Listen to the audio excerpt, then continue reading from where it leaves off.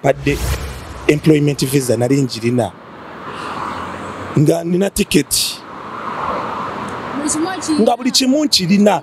yellow book nali njirina ne kyewuunyisa. Yes please. Nze kinneewuunyisa ne yellow book gye banzijjako emitwalo 10. Waneno natuuka ku Dubai omusajja yambuuza nti what is this? Ne mugamba yellow book ekola ki for what? Omukyala muyita Prima oba ye Prima.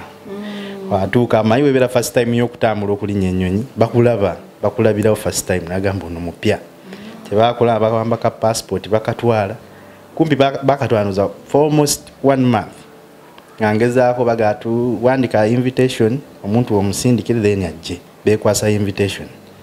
Olumanga bagamba tuwe emitwalo 10. Invitation yo wali wajimuwa. Invitation kale kusooka samuwa then we bamukwata then nemba sindikira. Yes. Era na malizamba wadde emitwalo janga 5. Aya ne malizamba wadde emitwalo 3. Kwega abantu ya sente nyingi. So videnti nawe in experience ya Entebbe airport otunyumize mukawo. Well, yange sijagamba nti ningi nnyo. However, when I nzija my first time of travel, I was called $50 USD. Kaseera ko nga wakyali mukaneno ku Entebbe nawe kakuyisamuko. Jukira tujja ne tudde waka tumala ne tudda. Nene obodda nti olina Emirates side mukwano tebibakwatako. Bazikusaba mu bitiibwa byonna nga tebalina nanso.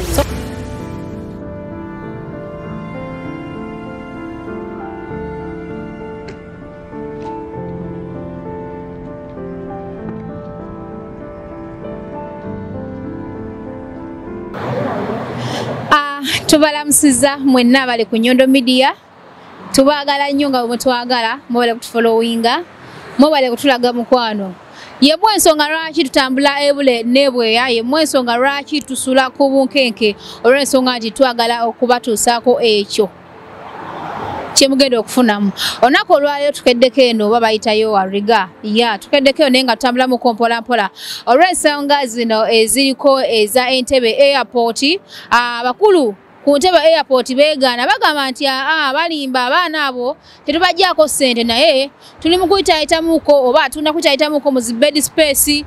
tufune experience z'abantu abamu ku kisaawe batwitingibwa batya naye nga tulina kuba kusooka tutambuleko wano wabweru mpolampola tubuuzeeko ku bantu mpolampola tutuukeyo tulabe ekituufu ddala kituufu gye bali bagibwako akasente kaabwe oba balimba bulimbi. So tambula naffe aweekuumireko subscribinga followinga nateera nyiga kadako obeera ngo subscribinze kikuyambeko twasalawo okuweereza kisinga kyonaafunamu kyokka naye nga tugenda kutandika n'omuntu waffe ono gwe tulengerako waneenu. Mukulu gye baleko taata.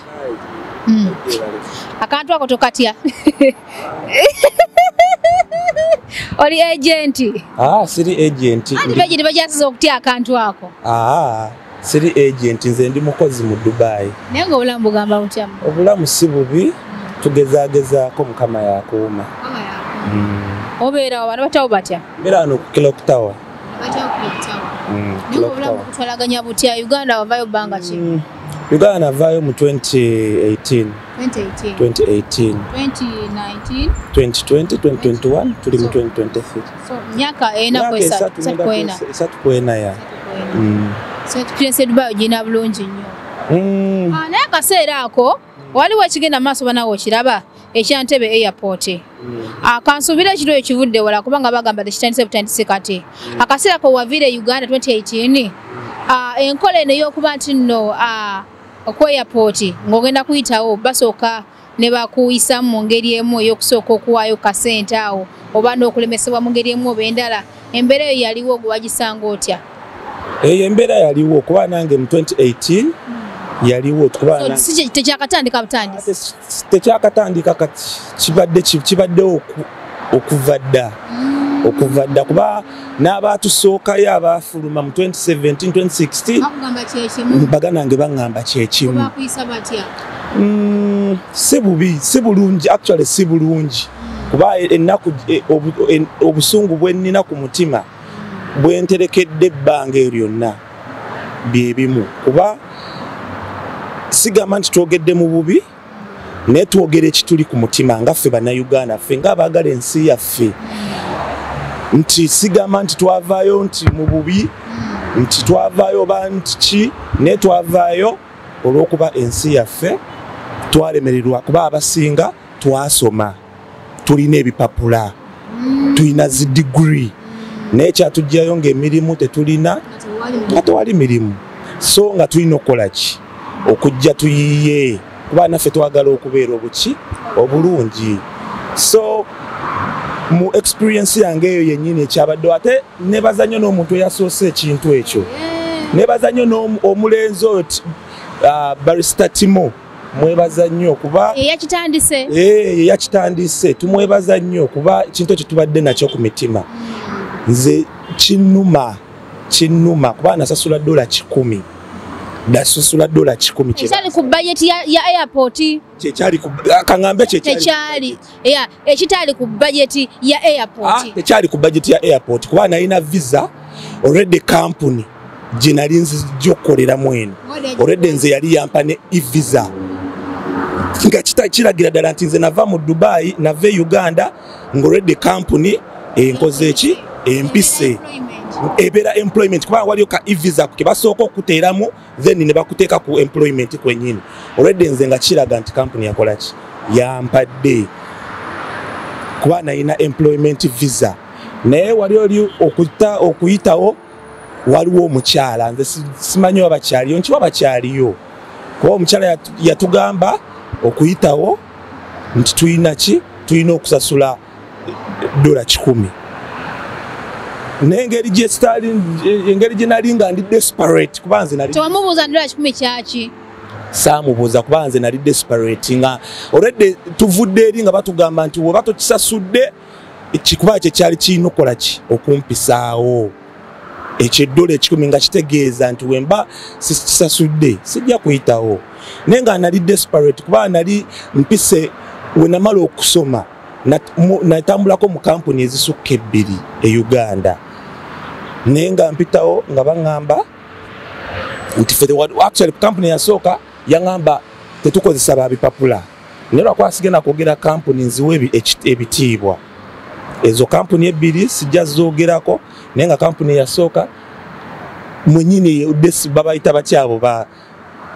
kati batubayita ba customer care aba batulawo ba customer agents abatulawo okuwerukaminga abantu yambuuza ozekola kintu nze kufuna kunoonya mulimu nangamba ebipapula 2 wagenda okwata ku bipapula byange nga ndowooza namusukkako nangambirawo tewali mirimu onawo mulimu oguliwo gwa casual ne mubuuza nga casual nga kimbo cleaning automatically yawe yali angubye n'entambula endala asikali mwenyini yangamba n'okungamba ne wano tojja kusobola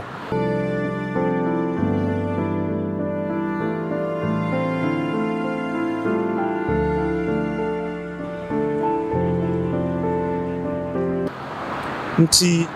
wano tebajja kwemployinga muntu wa mpapula kola ki nga nzibiddeko so nga ndi desperate nga njagala okubeerawo ng'omuvubuka okola ssente nkole ki mpitewo so nga nina okukola nzija ebweru nga nina okujja noonye omirimu ebweru so okutuukako airport same issue kusasula $100 waliwo n'omukazi eyantunuulira nga mpitawo naŋŋamba bano abataasoma ng'ate kyewuunyisa waliwo akyogedde n'agamba waliwo akyogedde waliwo gundi gitwakola ewedde olinda akomenti nga n'agamba nti abantu abali awo balowooza nti buli muntu atasomye yajja e Bulaaya okuyiiya balimba kati nze kankubuulire kino Nyondo Media 98% abavubuka abava e Uganda tulina empapula 98% abavubuka bali mu Dubai nze mbadde mu Dubai tugenzeko mu interview nkola n'abaana mbalaba ya kampuni yange kati almost bakozesa bana Uganda. Kampuni yaffe abavubuka abali mu kampuni yaffe gye nkolera abasinga bana Uganda ninga bonna balina empapula. Sigamba nti empapula zino mboba senior 4 oba senior 6 nga nezi degree. Kyewunyisa Nyondo Media tukola n'abantu abalina degree ya ey'emyaka 5. Okitegeera kasanga omulimu gwagaana Uganda. Omulimu gwagaana tusoma tukola n'aba doctors nga yasoma bwa doctor naye nga ali ku birala. Tusoma ne ba lawyers naye nga ali mu kintu kirala nga emirimu gyagaana. Kale ndowooza katukwerekereze tulisinkana olundi oba oli awo naye nga tweyanziza vyuyo wobale nnyo obale ddala. Kyenjagala ogambamu twagala ensi yaffe bannaayi, twagala ensi yaffe Uganda neera ffe amaziga tuli eno ku kyeyo naye ensi yaffe tuluma enguzi nnyingi. Kuba Nyondo Media tosobola kuŋŋamba nti 10 kye kimpisaawo nga nze nave e Uganda nga kampuni yange empadde employment visa nali njirina nga nina tiketi nga buli kimu nkirina yellow book nali njirina ne kyewuunyisa. Yes please. Nze kineewuunyisa ne yellow book gye banzijjako emitwalo 10. Waneno natuuka ku Dubai omusajja yambuuza nti what is this? Ne mugamba yellow book ekola ki for what? Nangamba ero gisiga. Actually nze nagireka naawo ku counter kwa yangamba for what? Nagireka awo nze naye sigirina. Nagireka awo ku Dubai naye ebirala ekirala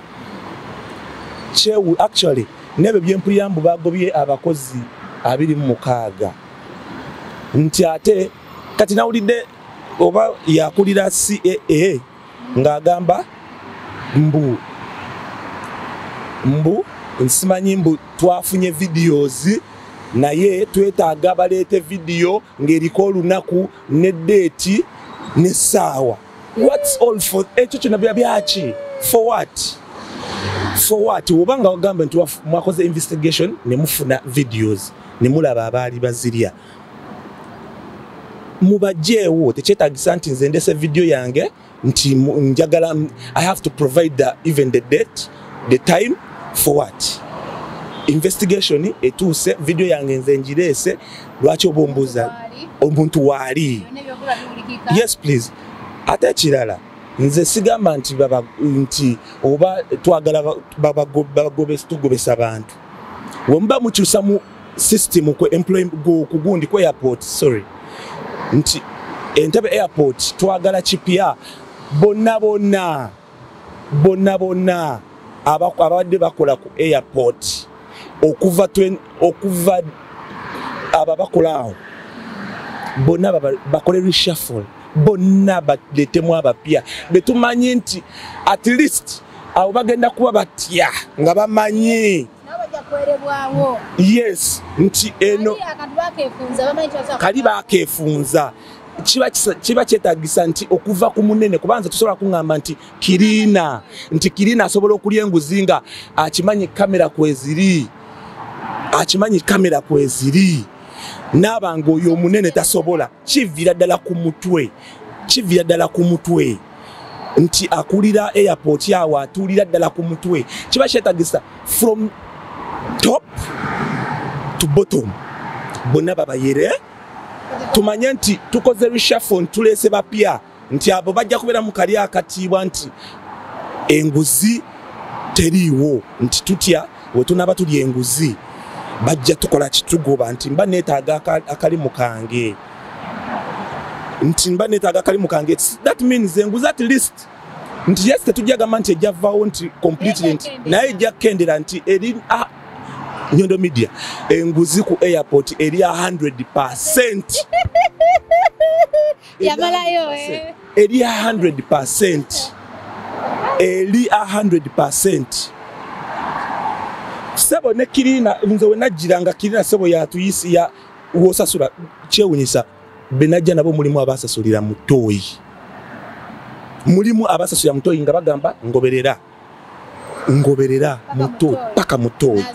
naziwaayo nazireta kati waliwo kyali mukwano gwange ye yaŋŋamba n'okuŋŋamba nti baali amaze osasula emitwalo 15 gye bamusabye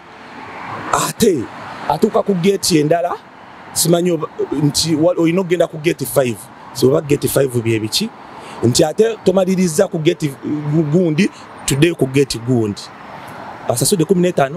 wali eri baagala bamuggyako $10 so nze kyensaba gavumenti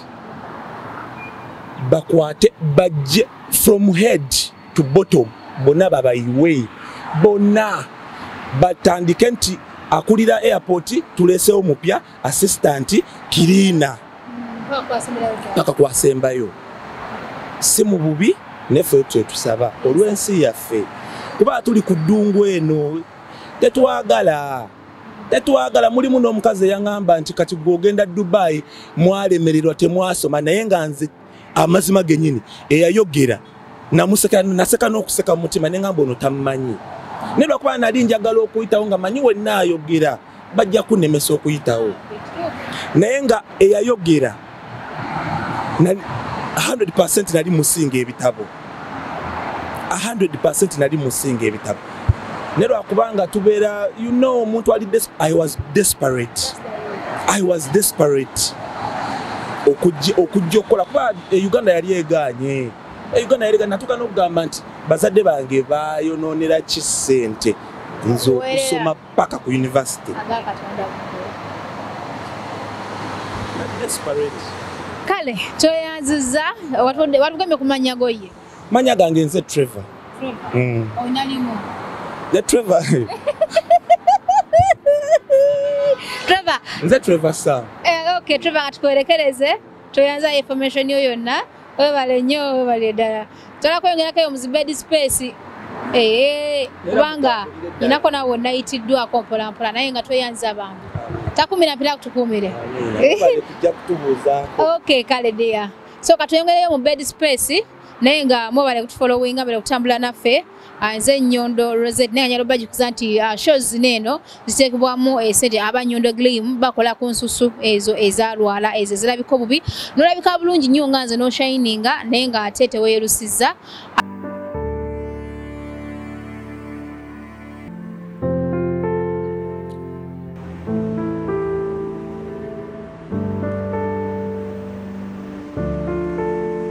so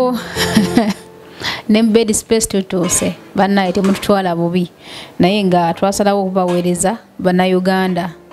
of course ekintu kya airport Entebbe airport of course bangi nnyo bekinyigiriza naye nga at least singa wabeerawo ko wakiri ekkomo tutuuseko neno mu bed space entuno mwawe kutusanze ali mu kufumba naye katunyumirizeko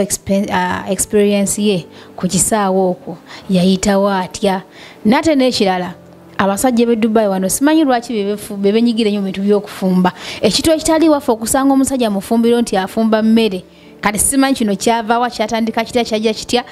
naye nga so obafumba kakinzikizibwa kubikkulako kulagana makuloni gwagafumbye nva wano nga ndiddeko jakutestinga guno guba mukyera ate byonna gwabifumbye wano ofumba nva tosanyusa okukola kale nnyo nange okusiŋŋaana naye ng'osiibye otya wasuza otya obulamu bugamba ki nze ndi bulungi bulamu nawo bulungi siina ttabbu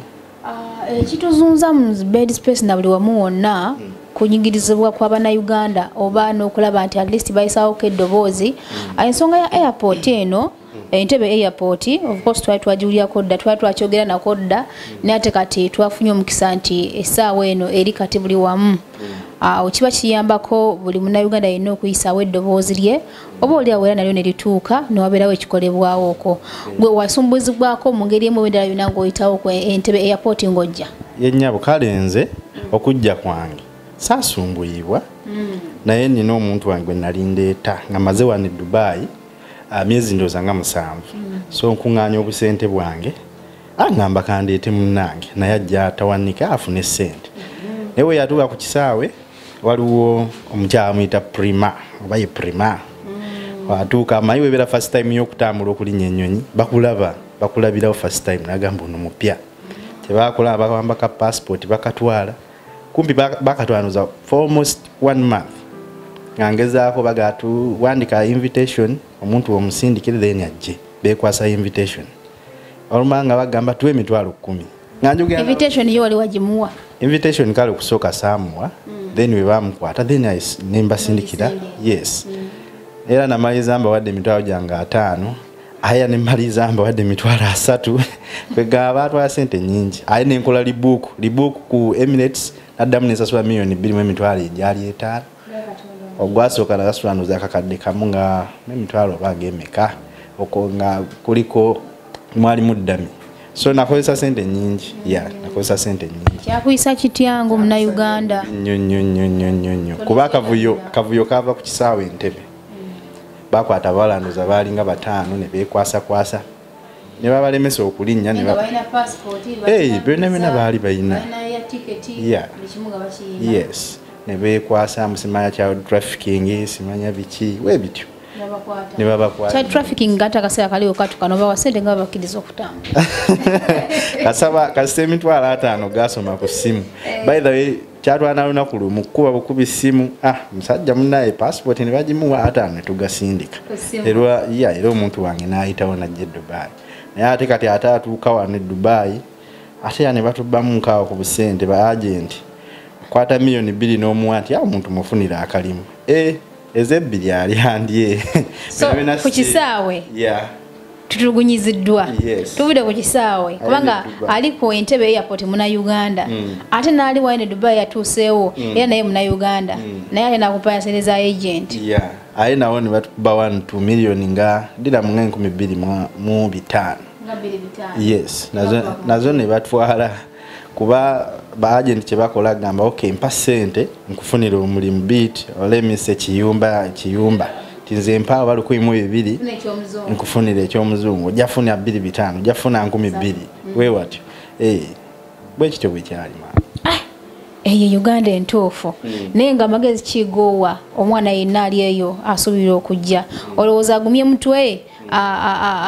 mutwe kuwene nkola eriwo oba anyigeyo akasente abere ng'ayitawo enkola ey'okunyigayo akasente ako si ntuufu kyekyamazima sigiwagira si ntuufu ate oluzinga ki bw'obanga okanyizeeyo nota kuba kati kibeera expensive so ng'omuntu obeera nga flight ekuyitako olina okukola rebook I think to be more expensive than okunyigayo akasente olaba otya tekisaana kuba ebiseera ebisinga n'essente tubanga ekyamazima zimala bumazi nga ez'okunyigamu ate ezo nga tezirinawo nga teziriyo nga tozirina kyebakola si kituufu ddala si kituufu tekisaanibwa kukolebwa bwe kityo era madamu Pulima osimaya Pulima nagezaako okunoonyaako ne kojja wange waliwo kojja wange ayagala okunoonyaako twogeremu naye tekisaana ekisaawe kikyukemu eky'Entebbe kuba omuntu wange yatuuka wanene Dubai ku Emirates namulinda namunonayo saawa zaali 6 eno just muza passport naayitawo nga tebamubuuziza yadde kintu kyonna naye nga akavuyo kaliwa Uganda ku kisaawe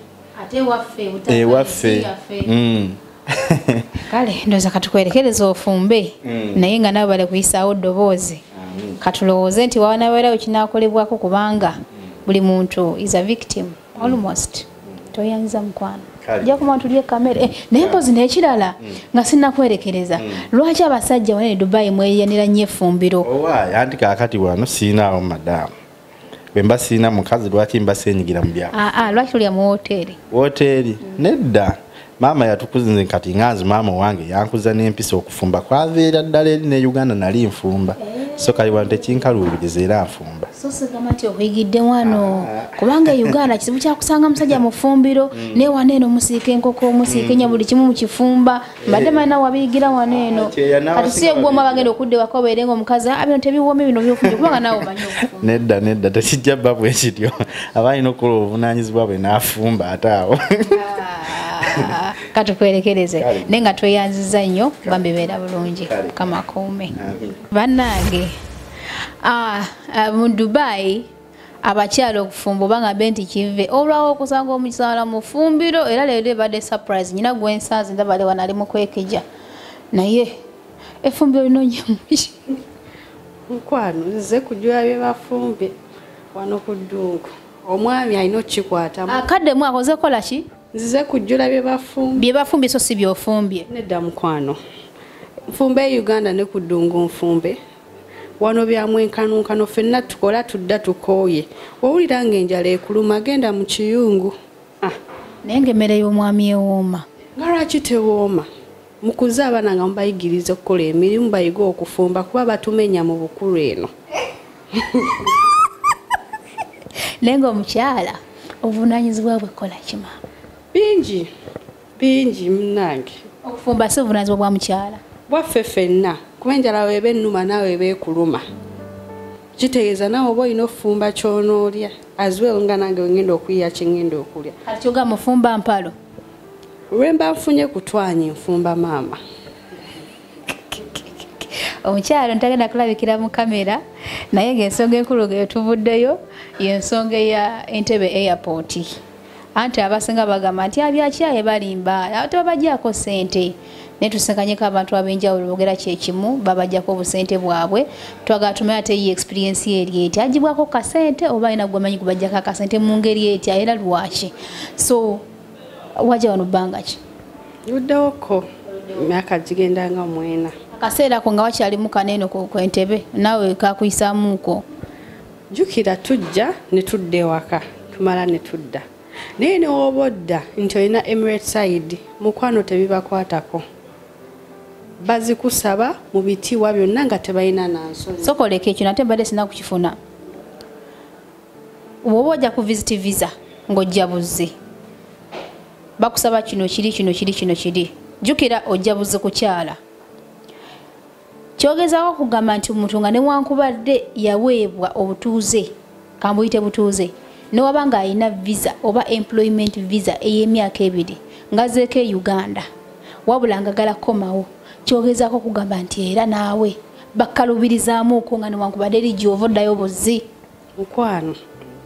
buli omu bamukalubiriza mu ngeri emu oba endala kyenyinza okugamba bamanyi notugamba nti ID ze tulina ncupuli oba nfu nga tagitadde mu kuma gikebera n'agitunuza amaaso ne weebuuza agikebedde ati okumanya nti nfu ng'akozesa obukujjukujju mu ngeri yonna okujja ku ssente awo ku kisaawe ze batusaba sitampu y'ebinyeebwa ebiriibwa ebinyeebwa batandika ddyo bikubako sitampu nombuuza sitampu mbuleta sitampu y'omusawo eraga nti bino ebinyeebwa birungi gy'ogenda togenda wa muntu butwa like seriously ebinyeebwa batandika ddyo bikubako sitampu woba tolina sitampu leta $10 bayiga $10 ndooza ze babaloga $10 eyo 10 yegenda okugyamu obutwa obuli mu binyeebwa ebyo kyesitategeera bulungi kye balina otunnyonnyola essaawa zino kuba tubalinako obusungu bungi nnyo nentuuka ku kisaawe nina visa yange ya myezi 3 ngenda ku visit nalyoka bambuuza gwage visit ogenda kukolayo ki nti ngenda kulambula myezi 3 ogenda kulambula ki tukimanyi mugenda noonya mirimu oba tolina $10 wano 10 tolina gyola agenyonyi genda kuleka mumanyi process such arrogant way mumanyi process gyemampisemu funa ebipapula abamu n'abali awo tebafunangako nakwekyo kipapula tebamanyi na bulumi bwe tuyita mu kufuna ebyo bipapula at the end of that day nompoleza woba oyagala okuyitawo leta $10 kuba ogenda noonya mirimu togenda kukyala nemba ngenda noonya mirimu how is it your concern kiri nti ndeese ebipapula nze nga nze bye mwasabye ebisigadde bikwatirako wa aba bantu nze mbalinako obusungu bungi nnyo batukoze ebibi bingi nnyo lwakusirika bangi abaana bakaabidde eyo abamu babasiba n'obasiba recently waliwo kazini wange yali ajja wano eno ne bamugisaamu engoye zayambadde mbwe engoye zoyambadde zino tezigenda ku kisaawe leeta $800 togenda kuyitawo so kodyo bungi bwe bakozesa mu buli ngeri we balaba ng'oli mu kujjukujju bye bakuyisaamu ebimu obimanyi bafuna bye bakunyigirira paka bakusesemya akasenteko tuba tuzze n'okweyiya tuba tuzze kunoonya mirimu naye ne mutunyigiriza abasinga tuvaayo twewooza ebyaffe byonna tubitunze naye wondekesa ennyonyi oba osuubidde ngenda tandikirawo e Kampala gye mba nsigadde batubalirire bannange ye wakugikolekesa afuna muki mnange ndowooza afuna essanyu mu mutima n'obulogo balogo kuba omuntu atayagaliza munne kirungi aba mulogo balogo n'obulogo abo abantu aba airport mumuli balogo n'obusezi basezi zebantuuka babiri bali ebintu bibiri omulundi gumu balogo ate basezi kuba egyo emitima gye bayina omuntu omulamu toyinza kubeera na mutima toyinza kukotogera munno otyo kutuuka ku eryo ssa tuyita mu bulumi bungi okufuna ebyo ebipapula bamu bazadde baffe bagenda ne bafuna zirooni gye bazijje tugende tuyiye embeera naye wentuuka ku kisawe n'onkaluubiriza olowooza muzadde wange gyali kiba kigenda muyisa kitya ye looni gy'aba yeewoza bagenda gisasula atya kuba nze gwe aba ayinamu essuubi balaye mukyuseemu singa kisoboka buli ali ku kisawe esaawa zinaakolayo bagobe kuba tetulina gamba ono omulungi bonna bawa abaana baffe abaasoma emirimu tebaasoma abasinga olw'okuba ndi muzzukulu wa gundi n'ojja n'omanyira abaana balina eri mentality nti buli ajja ku kyeyo teyasoma mukwano tuba n'ebipapula byaffe naye embeera yansi nti mutunyigiriza nnyo mu ggwanga Uganda tetufuna ssente bawamu emirimu olw'okuba mulina eŋŋanda ku banene tuba tulina okunoonya ekiddako naye balowooza nti munaye byajja ku kyeyo teyasoma twasoma tulina ebipapula ebisinga nammwe abatulaawo abatumanyira lwakusirika babagobe bawa abaana basoma emirimu abategeera emirimu gyabwe bakyuseemu kati tuli eno Dubai bannayuganda bameka bali ku kisaawe kye Dubai abakolawo bayitirivu naye ku kisaawe kyaffe kabbira osangawo kabbira ono omugundi mukyuseemu ensi wekyo si weetambula bambi tuli banyiivu nnyo tulina ebizibu ebitumala visa tezifuluma ez'employment ne ku kisaawe mutunyigirize twakoowa wagambye munnaye ebigambo byesijja kubiddamu nza katweyongere tumulekereze abiga kamere kale ke bamufumbire kataafumbye tulyanziza madamu beera bulungi basusse ali ku video no sharinga etuuke ku bakulu abo wallahi abo bakikyusibwamuko kikyusibwemuko naye abantu bakoowu baali basirika dda ate bagamba nti Nyondo gy'okuma okunyigiriza gye kumukola ki ensonga ya airport Entebbe airport yonge ekyakuta omubabiro tusaze okuyitayitako mu bantu kubanga bambi bedoboozi bali bagadde odiisaawo nenga tebalina ate platform naye onako olwaleero mbadde so surprise ate okusanga kazi gwe sunaani Suna Holdings nkulaba nga weetala wano nawali tubeerayo naffe nga tunoonya content nga munoonya content munoonya waaka kansuubire nti naawe n'experience ya Entebbe airport otunyumizeemu kaawo eyange sijagamba nti ningi nnyo however bwe nali nzija my first time of travel I was called $50 around $17 egya Uganda chanyiga because the sente zinali nzize nazo besides all that the sente zinali nzize nazo nga upkeep wange waneno so champisamu si bulungi but because nanjagala otambula search faako nnyo and here I am however ate gyenze ntambula gyenze nkula nabirabanga it wasn't necessary at all because I had my kgs namukyala nangamba taza kilo tolina kilo ku ticket yo because I didn't know nenkirekerayo exactly Nenga bitambula bitya how is business mpola tukikuba munnange totulaba tukikuba namaanyi twagala okutuula letweba kulaba na Uganda batambuza akanajinaje nenga gwana na kusubscribinga genda masude nga teo subscribinga natera onyige akade era otugobere ku social media platforms za fizo neze njero gamba nga Twitter Instagram Facebook wamone TikTok Nyondo Media atenga gemanya getukosa ndoza katukwerekereze naye kitu kino olaba nga tekisaanidde olw'ensonga nti abantu baneno boli awo nga bafuna akasente katono ngana bayina engeri bagamba nti omuntu akola ali ku mulimo gwe buli muntu ali ku mulimo gwo but smartly